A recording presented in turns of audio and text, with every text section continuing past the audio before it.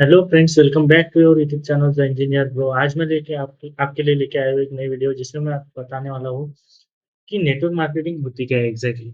आप बहुत सारे आप वीडियोस देख रहे होंगे इंस्टाग्राम पे कि लोग अर्न कर रहे हैं नेटवर्क मार्केटिंग के थ्रू। यूट्यूब पे देख रहे होंगे वीडियोस कि लोग अर्न कर रहे हैं नेटवर्क मार्केटिंग के थ्रू। लोग शो कर रहे हैं कि मैंने कार ये लिया, वो लिया। एग्ज़ैक्टली तो एग्ज़ैक्टली नेटवर्क मार्केटिंग होता क्या है और उसको हमको करना चाहिए या नहीं करना चाहिए, वो मैं सारा कुछ आपको इस वीडियो में बताने वाला हूँ। तो चलिए जल्दी शुरू करते हैं वीडियो। अगर चैनल पे नए हो तो चैनल को सब्सक्राइब करना मत भूलना और वीडियो को एंड तक देखना।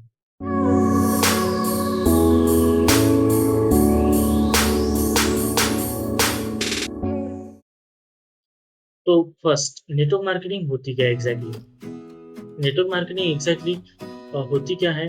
तो अभी आप एक लाइक पेन परचेस करते हैं शॉपकीपर से, तो आपको पता है कि वो पेन के पीछे कितना सारा इनकम होता है, कि वो पेन कहाँ से आता है, कैसे आता है, वो आपको नहीं पता होता है ना?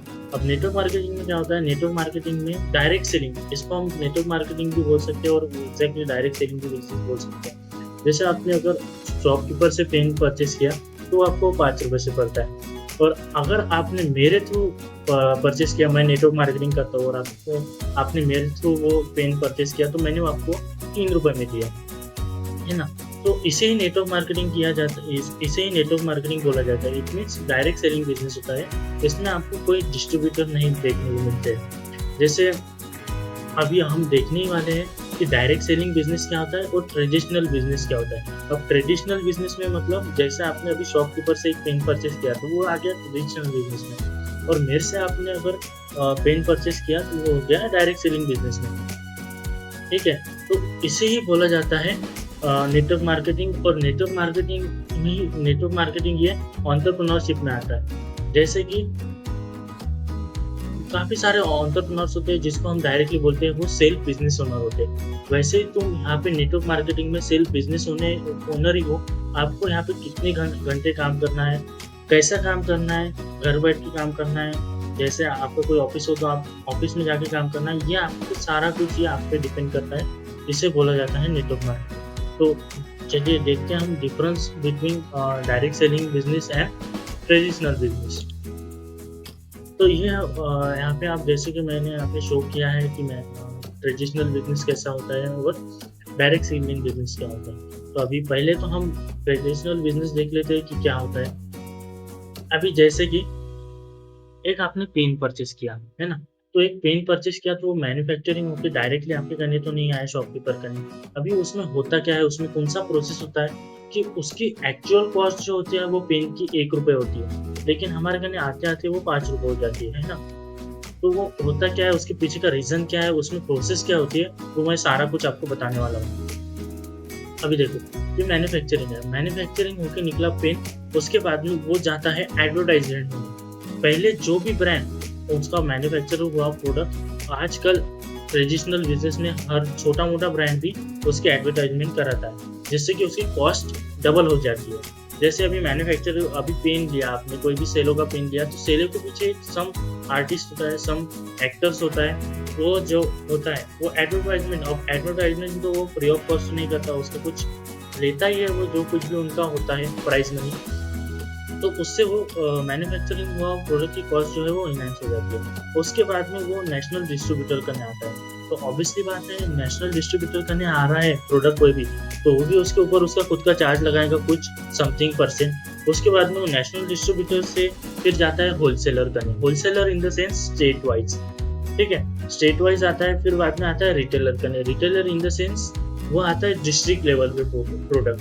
फिर डिस्ट्रिक्ट लेवल पे आने के बाद में फिर जाता है वो शॉपकीपर करने, मतलब जहाँ पे एक्चुअली शॉपकीपर। तो इतना सारा प्रोसेस होने के बाद में वो शॉपकीपर करने आता है, और फिर शॉपकीपर करने से वो कंज्यूमर करने जाता है। इट मीन्स हम वहाँ पे जाके उसको परचेस करते हैं। तो ₹1 का पॉइंट जो होता है वो 4.5 या समथिंग रुपीज़ का बन जाता है, और उसको वो हमको मिलता है ₹5 का।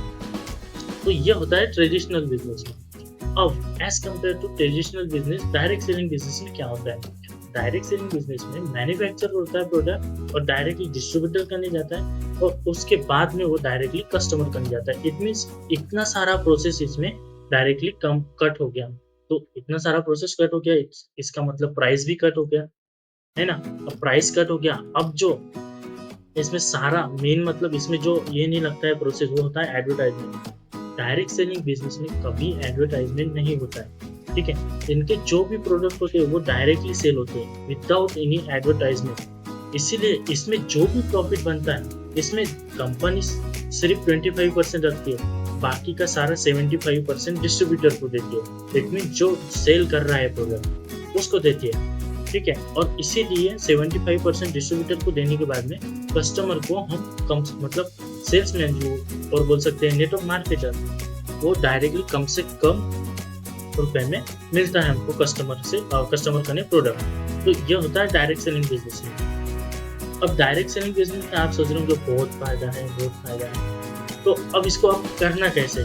It means what to do and how to do. It means कैसे करना है और क्या करना है, ठीक है? सो करना क्या है?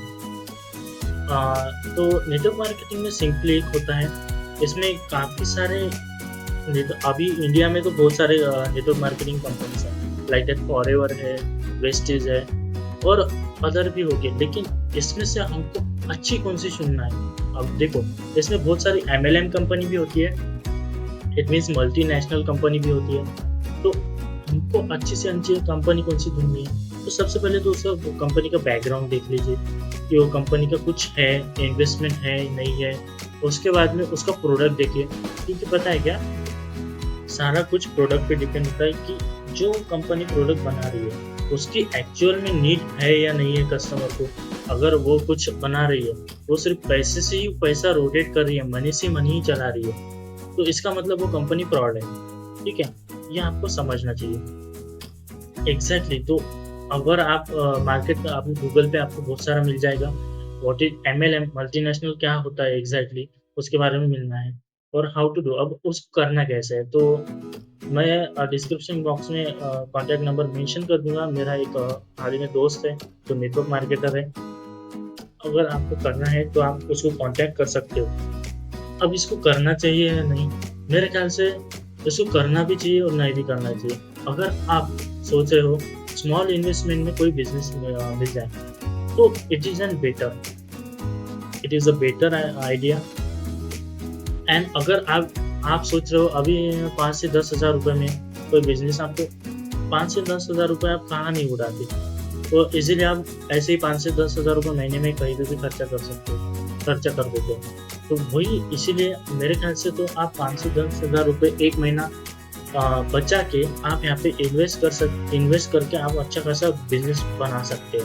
तो और इसमें प्लस पॉइंट ये हो जाता है कि आपको अच्छी खासी स्किल्स आ जाती है। आपको ये कम्युनिकेशन स्किल्स इनहेंस हो जाती है, आपकी लीडरशिप क्वालिटी हो जाती है, ठीक है? और कॉन्फिडेंस बिल्ड हो जाता है आपका, मेनली तो। क्योंकि जो बंदा नेटवर्क मार्केटिंग करता है, वो अगर उसने 6 महीने भी कर लिया ना, तो वो एक इंजीनियर की बराबरी करता है। इंजीनियर भी उसका बराबरी नहीं कर सकते क्योंकि जो बंदा खुद से प्रोडक्ट सेल करता है ना, उसके अंदर इतना कॉन्फिडेंस आ जाता है, इतना कम्युनिकेशन स्किल्स आ जाती है, इतना अच्छी लीडरशिप स्किल्स आ जाती है कि पूछो नहीं। तो मेरे ख्याल से आप इसको पैसे को नहीं देखते हुए स्किल्स के लिए भी अगर आप अच्छा खासा देखोगे, तो आपको मैं सजेस्ट करूँगा कि आपको नेटवर्क मार्केटिंग करना चाहिए, इतने कम पैसों में आपको मिल जाती है तो, है ना? और रहा कि आपको अगर इसमें कुछ लग रहा है कि ये कंपनी फ्रॉड है, तो उसके पहले एनालिसिस कर लीजिए कि उसका प्रोडक्ट अच्छा नीड है कि नहीं है उसकी वो कंपनी की, मतलब कंपनी के प्रोडक्ट की कंटेंट कौन से प्रोडक्ट किस बेसिस पे बना रही है वो आपको सब देख लेना चाहिए। तभी जाके आपको नेटवर्क मार्केटिंग करना चाहिए, नहीं तो फिर आप बोलोगे कि ये कंपनी फ्रॉड निकल गई, ऐसा-ऐसा हुआ। ठीक है? तो दोस्तों आज के लिए इतना ही, यही सारा कुछ था नेटवर्क मार्केटिंग के ऊपर। अगर आपको कुछ डाउट हो तो आप कमेंट सेक्शन में कमेंट कर सकते हैं, मुझसे पूछ सकते हैं और मैंने जैसे कि बताया था कि मैं आपको कॉन्टैक्ट नंबर मेंशन कर दूँगा अगर आपको नेटवर्क मार्केटिंग जॉइन करना है तो। थैंक यू दोस्तों, बनिए रहे चैनल पे और नए हो तो सब्सक्राइब कर लें।